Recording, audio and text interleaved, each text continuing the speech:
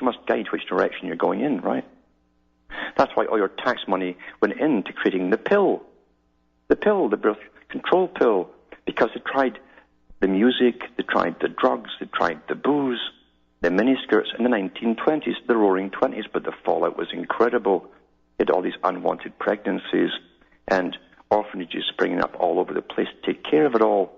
So they went back to the drawing board, use your tax money, and put it all into guiding the sciences along one path to create a birth control pill. Then they came back with the 60s, miniskirts again, drugs, booze, and rock and roll. Simple, isn't it? And you think it's all coincidence. It says here, there's no doubt that the current rate of human population growth is unsustainable. It's the unsustainable, summarized Roger Short, a professor at the University of Melbourne in Australia. Then they go on and on and on, and then they give you their targets. See, don't be put off either by their targets. They mean across the whole planet. They hit Africa. They blame Africa. 98% of the expected population growth will occur in developing countries, especially in Africa, where numbers are set to double to almost 2 billion by 2050. How Niger is going to feed a population growth from 11 million today to 50 million in 2050 in a semi-arid country that may be facing adverse climate change, adverse weather, is unclear, said Adair Turner, one of the relations to Ted, a member of Britain's House of Lords. The population of Uganda was 5 million in 1950, is 25 million today, and could reach 127 million by 2050, Turner said. They don't tell you that between all that time, millions of people moved into Uganda, and then when Idi Amin was in, millions moved out, and then millions moved all back in again. They're always having trouble in Africa and moving the people. But again, they don't tell you these little things, do they? Concern about population growth is not new. No, I mean, Kissinger passed that bill when he was in. He really ran the government when Nixon was in. And Kissinger put out that bill where he said that the greatest enemy to the state, and he meant the world too, was overpopulation. And they went into action to find ways to bring down the third world. They had a list of all the third world countries they'd have to bring down in population. There is a big agenda at work here, but it's not just the third world, so don't fall asleep back home. They mean all of you too. You know, all of you with junk genes, the ones who haven't quite made it and backstabbed your way up to the top and brown-nosed your way and so on. You're all junk genes. That's what they mean by that. And even in this article praised Thomas Malthus, the liar, I said that, who in 1798, when Earth was home to about 1 billion, how would they know? They didn't take the census there. In fact, you know, the first census in Britain and the UK wasn't taken until 2 years after Malthus published his paper. Doesn't mention that here. They just picked numbers out of the air. And Malthus's job, working for the British government, was to make sure the plantations had enough slaves but not too fit and not too bright by using their diets, restricting them. Back with more after this break.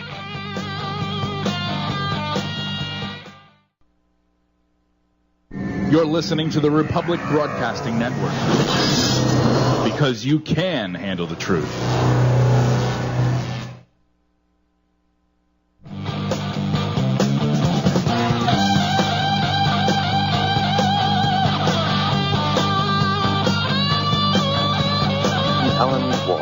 This is Cutting Through the Matrix. We're cutting through all the nonsense they give us for a supposed reality, you know, the fake reality, the one that the media gives you with American Idol and all the junk that they feed you constantly to keep you involved in trivia and to really, you're subconsciously being trained that you're being governed.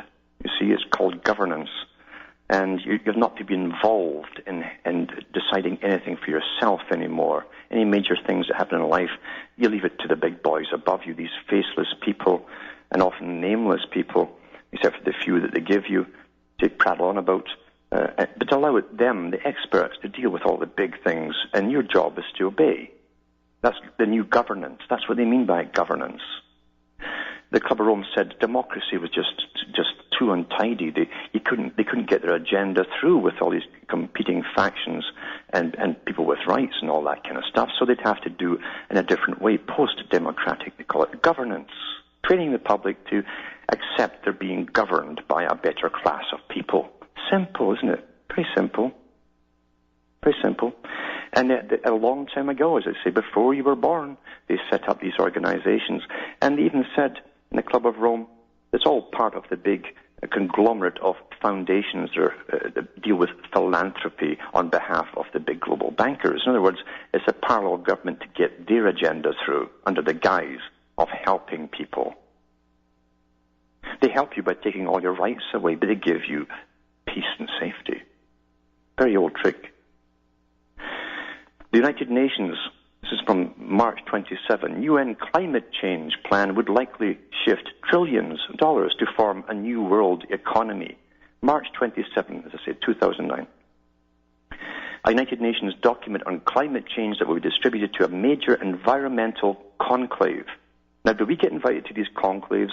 You see, these are non-governmental organizations, most of them. That's how the big parallel government runs the world, through NGOs. Financed, well-financed from the big foundations. It says, this conclave next week envisions a huge reordering of the world economy, likely involving trillions of dollars in wealth transfer, the transfer of wealth. Remember, that's one of the planks of the Communist Manifesto. Who funded the communists in existence? The international bankers did. That's just fact. Read your histories. It says millions of job losses and gains, new taxes, industrial relocations, new tariffs and subsidies, and complicated payments for greenhouse gas. Of course it's complicated because no one is supposed to understand it, because it's bogus.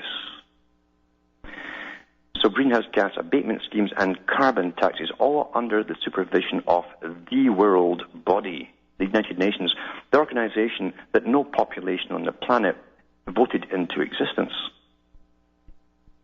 It is a corporation that's meant to run the world. Carroll Quigley said it, remember, a new feudal system run by international corporations. That's the plan of the Council on Foreign Relations. It says here, these and other results are blandly discussed in a discreetly worded United Nations information note on potential consequences of the measures that industrialized countries will likely have to take to implement the Copenhagen Accord, the successor to the Kyoto Treaty. Now, when you're playing your trivia and all the rest of it and following Hollywood and watching American Idol, this is the stuff they're ramming through. And every law means it's binding, and you will have to follow it. And believe me, you are going to pay for it all if you allow it all to happen. People should be taken to the streets. Massive protests like it's never been seen before in the history of the planet. Should be happening right now. Either that, or you're accepting that you are a slave, and silence really connotes consent. Legally. It says, after it's negotiated and signed by December 2009, the Obama administration has said it supports the treaty process if, in the words of a U.S. State Department spokesman, it can come up with an effective framework for dealing with global warming. So he agrees with all this. That's why they put him in, right? The 16-page note obtained by Fox News will distribute to participants at a mammoth negotiating session that starts March 29th in Bonn, Germany, the first of 3 sessions intended to hammer out the actual commitments involved in the New Deal. That's a legal term, the New Deal, by the way. The first New Deal the U.S. saw was when FDR threw out the Constitution and gave you a new deal, a new legal deal, a system. You see, government is a